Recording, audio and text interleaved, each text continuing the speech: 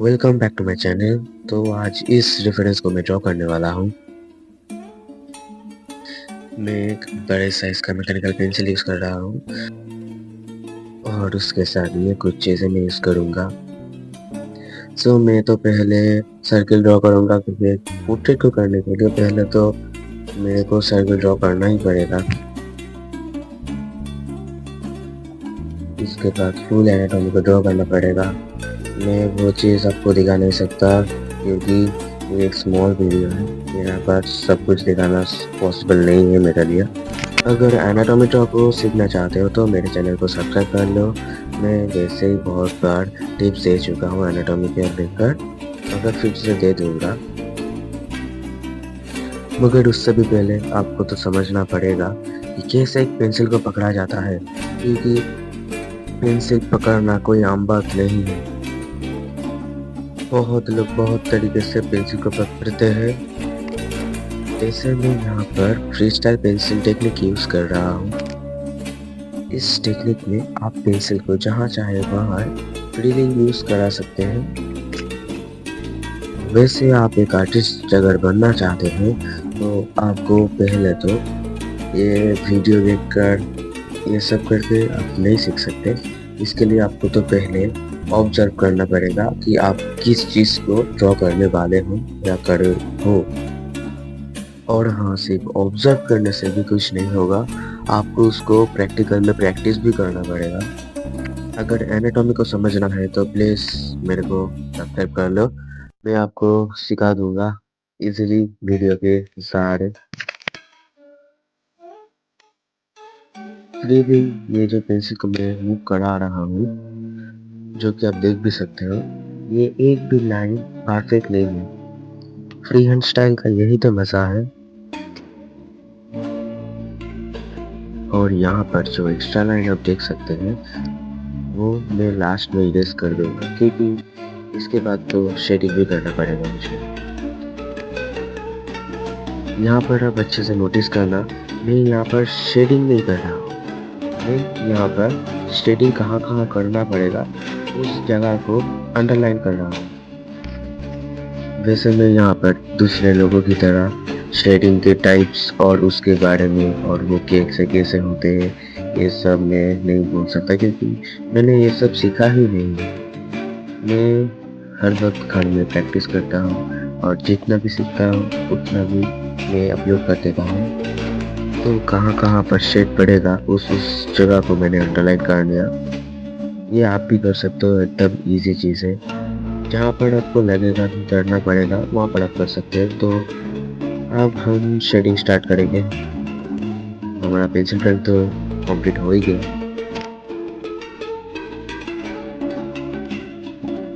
वैसे मैं हर वक्त में नॉर्मल शेडिंग करने के लिए 6B यूज़ करता हूँ, क्योंकि मुझे ये भी बहुत अच्छा लगता है 10B के मुकाबले। वैसे कोई एक बार में प्रो नहीं बन जाता, उसके लिए बहुत प्रैक्टिस और बहुत ही कंसंट्रेट करना पड़ता है।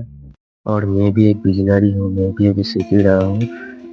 इसलिए अगर मेरा में कोई भूल हो गया तो प्लीज़ माफ़ कर देना।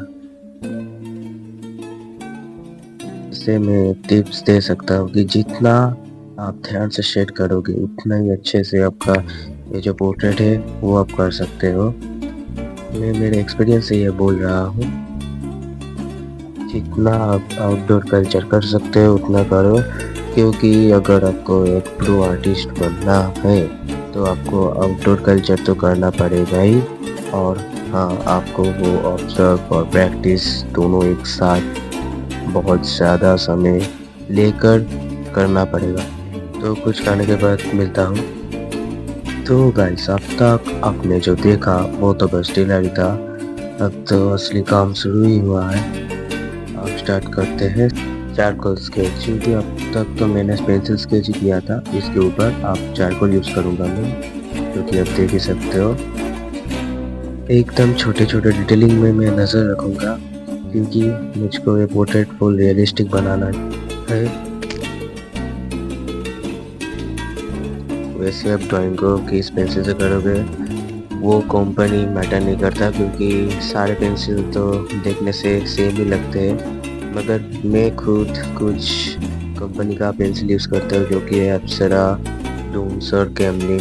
ये तीनों कंपनी के जो पेंसिल्स होते हैं वो बहुत ही अच्छे होते हैं और स्पेशली मैं इसको यूज़ करता हूँ इन सब पेंसिल्स को। और अभी मैं जिस चारकोल पेंसिल से यूज़ कर रहा हूँ वो कैमलिन का है।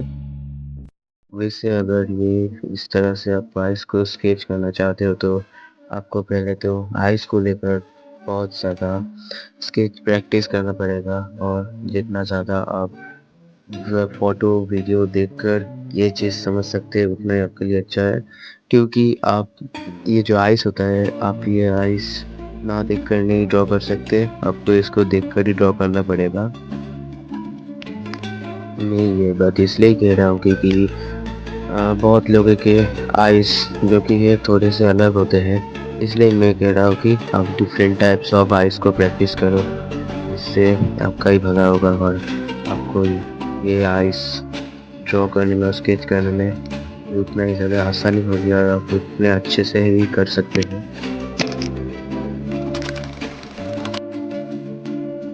जैसा कि आप देख ही सकते हो मैंने ये आइस को किस तरह से स्केच किया, मगर ये एक बार में नहीं होगा, आपको इसको प्रैक्टिस करते रहना पड़ेगा जब तक आप कोई रिजल्ट मतलब अच्छा रिजल्ट नहीं पाते।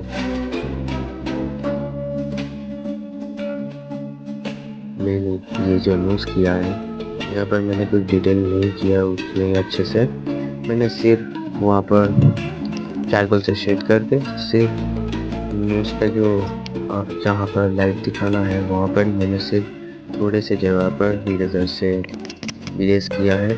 मगर इस चीज़ को देखकर कुछ लोग ये भी कहते हैं कि ये बहुत टफ चीज़ है, देखने से आसान लगता है, मगर मैं कहूँगा टफ तो होगा ही। अगर प्रैक्टिस करते रहो 3 2 आप एक काफ़ी रहोगे। इस जगह पर आकर कुछ लोग स्केच करना बंद कर देते हैं और कुछ लोग नहीं कर पाते और किसी का तो खराब भी हो जाता है ड्राइंग, क्योंकि यहाँ पर आकर तो कुछ लोग नर्वस हो जाते हैं इसलिए। मगर यहाँ पर नर्वस होने वाली कोई बात ही नहीं है, एकदम नॉर्मल और इजी चीज़ है। ये नर्वसनेस इसलिए आ रहा है क्योंकि आपने कभी इसको ट्राई ही नहीं किया। अगर आप इसको प्रैक्टिस करते रहोगे तो एक दिन देखना ये आपके लिए भी एकदम ईजी चीज़ हो जाएगा जैसा कि मेरे लिए है। अगर हम बात करें ये जो बालों की, इसमें तो पहली बात आप ज़्यादा ओवर शेड मत करना और ज़्यादा डिटेलिंग मत देना, क्योंकि ये हाइपर रियलिस्टिक नहीं है, ये सिंपल रियलिस्टिक आर्ट है, इसलिए मैं कह रहा हूँ। क्योंकि आपने अगर ज़्यादा डिटेलिंग दी तो आपको लगेगा कि आपके ड्राइंग में कुछ गलती हुआ है, या फिर आप अपने ड्राइंग के साथ अपने जिस ड्राइंग के कर रहे हो उसका जो फ़ोटो है उसके साथ आप उसका मैच नहीं करवा सकते, आपको वो मैच नहीं लगेगा। और प्रूफ दिखाने के लिए मैं इस वाले जो पोर्ट्रेट है इसमें आपको वो करके दिखाता हूँ।